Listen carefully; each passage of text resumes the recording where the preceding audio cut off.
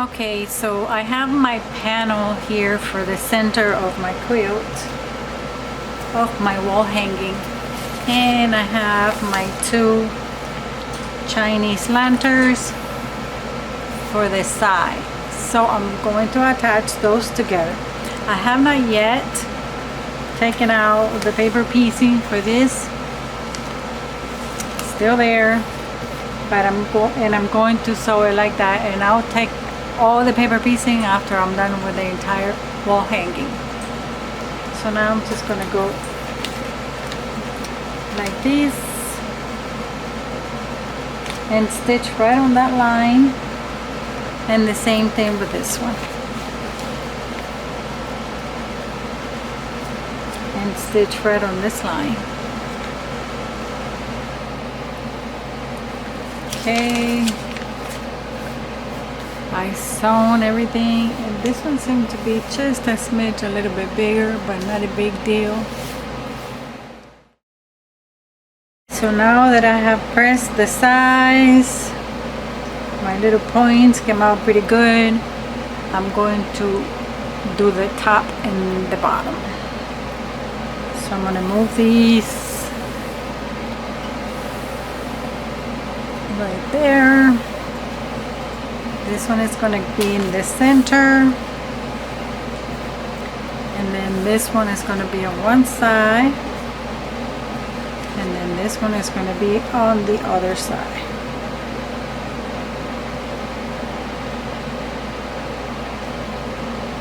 This one has the paper piecing, this ones don't.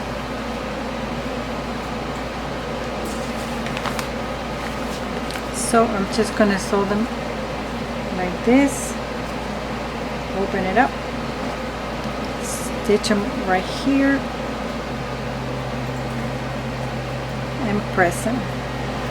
So now I have sewn this block, is sewn, and this one too. I still have the paper piecing on the center one, but the good thing about this pattern is so easy, because the only difficult part is this part right here, but I showed you how I made it from the front, and so that way you won't get confused with the angles of the pieces. But like this entire piece, you can do it exactly the same for the top, and all you have to do is turn it. So you have this one right here like this, and then when you're going to do the one from the top, you get the same piece, and you just flip it around like this, and you have both. So this one goes like that, and when you come to the bottom, all you gotta do is turn it. So you can make both the same. Now I can attach this ones. I can attach this right here, but I'm not going to do that yet. I'm going to make my other piece, my other one of these. Then we'll attach them. We've done with the second piece. So now, look, that would be a pretty quilt. Look how pretty that would be. That's a big old block. Pretty nice. So with this block you can do something like that. Look at that, it looks so pretty. So this one is, and I cannot put my camera any higher, so I'll just have to show you like in little pieces. The bottom,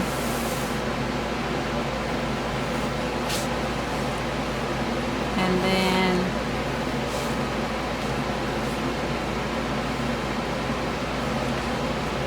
you just cannot see it. It's so pretty. So I'm going to go ahead and sew it together like that. So I decided to put some pins in some places so that it won't shift, because there's a few seams over here and I don't want it to shift. So I have some pins along the, just to secure it, so when I take it to the sewing machine it won't be all out of whack. That helps. Okay, I'm gonna take the pins off because I already stitched. As you can see, my pink cushion matches that color, because I really love this color. This was a pink cushion that was gifted to me by Mary Johnson. Thank you, Mary Johnson. This is by Jenny Beyer. By the way, Jenny Beyer closed her store. Made me really sad. No more pins.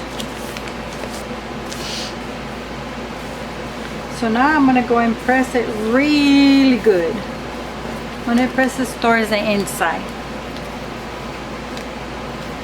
Let me see how this one is. Yeah, I'm gonna press it towards the inside. And see the points?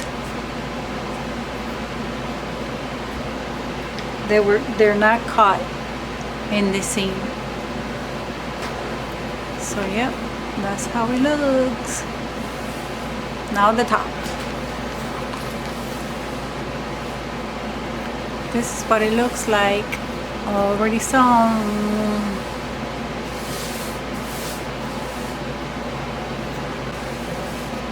We still gotta put the border on.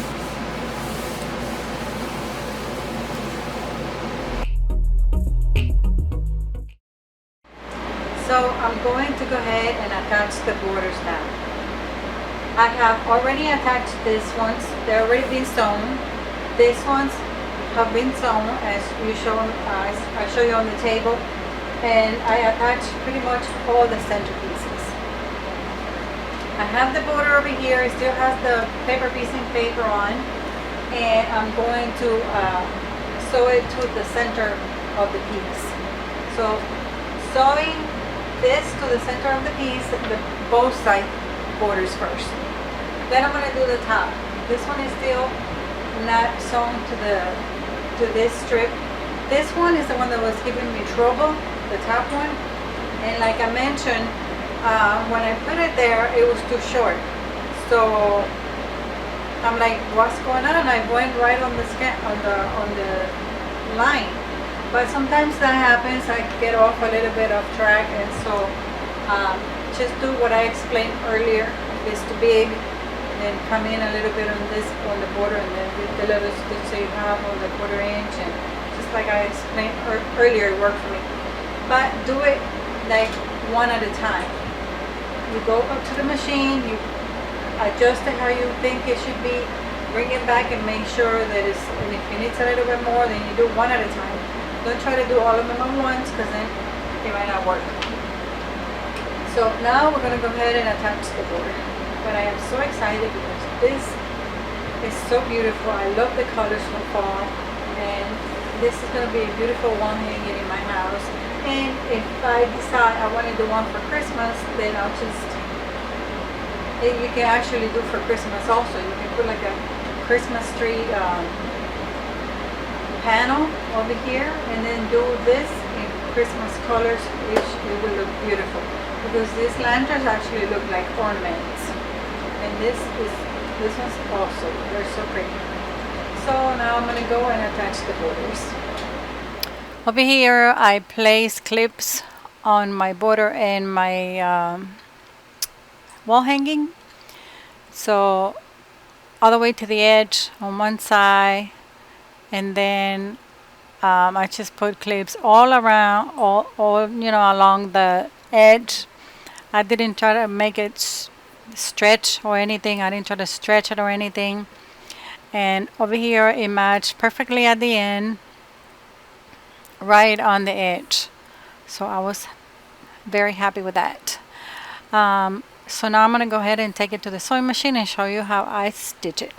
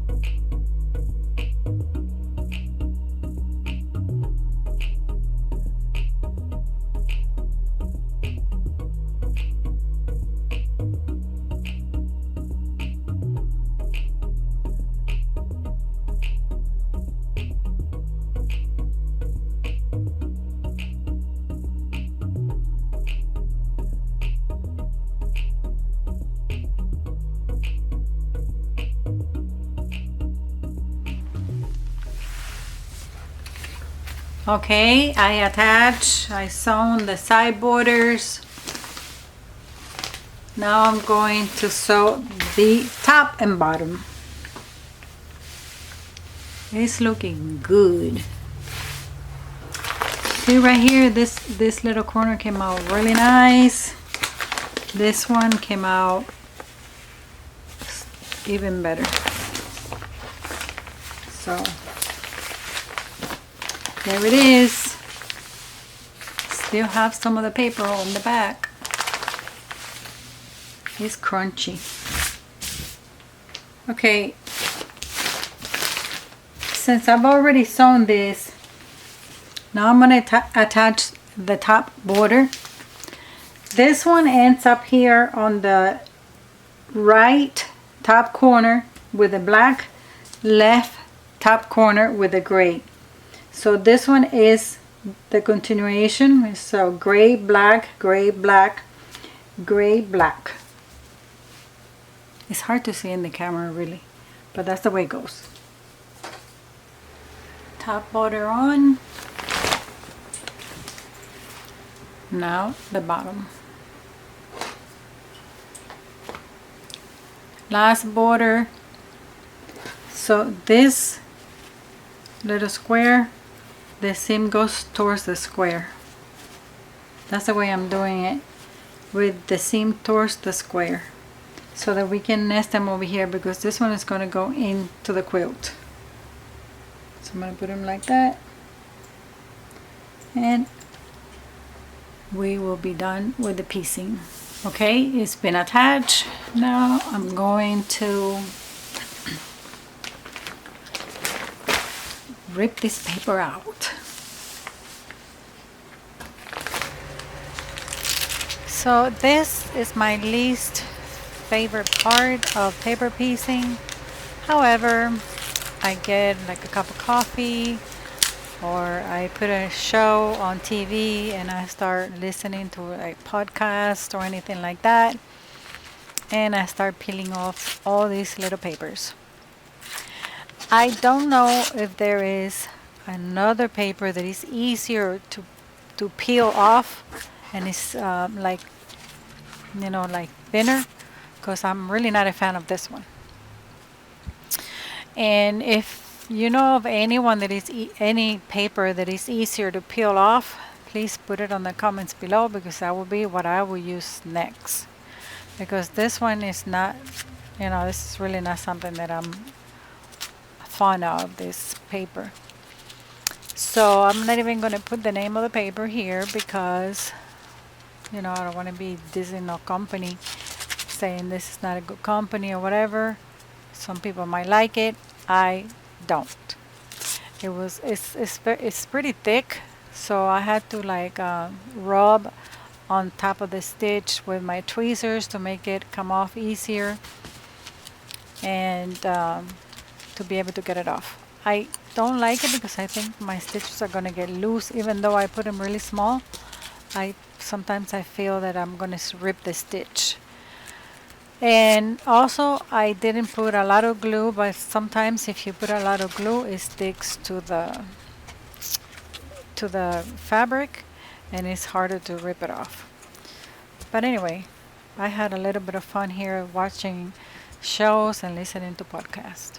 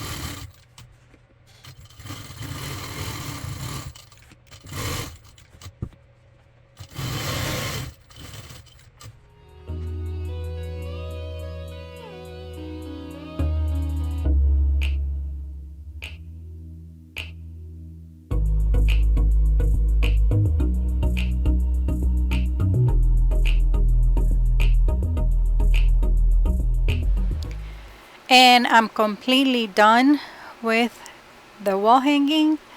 This is the fall wall hanging, and I am going to be proudly displaying this on my wall for Thanksgiving. This is like so pretty, and the colors are so amazing. Here they look a little bit darker, but they are not as dark. I'm going to give you a little bit of an up close so you can see it. Hopefully I won't shake too much. And as you can see, it says grateful, thankful, and blessed. And the reason why this wall hanging is called spark of light is because we all have that little spark of light that is what keeps us going. So regardless of all the things, everybody's got stuff that happens, but there's always a little spark of light that makes us go. And I did that on this quilt. I put those big lanterns on the side, and they are lighter, and so they light up the entire wall hanging. And I cannot tell you, I just love this wall hanging. I love the border, the way it turned out. The border, as you already know, has black and gray, but I found a gray that was almost black, so it's a really dark gray. When you look at them side by side, excuse me, you cannot tell. So over here it looks like it just has a shadow, but it's actually, or it looks like it's an entire black border, but it's actually black and gray, as you already know. I am just absolutely thrilled with the way it turned out.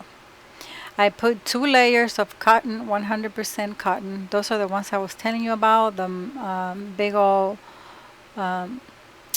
Chinese lanterns. That's why it's called Spark of Light.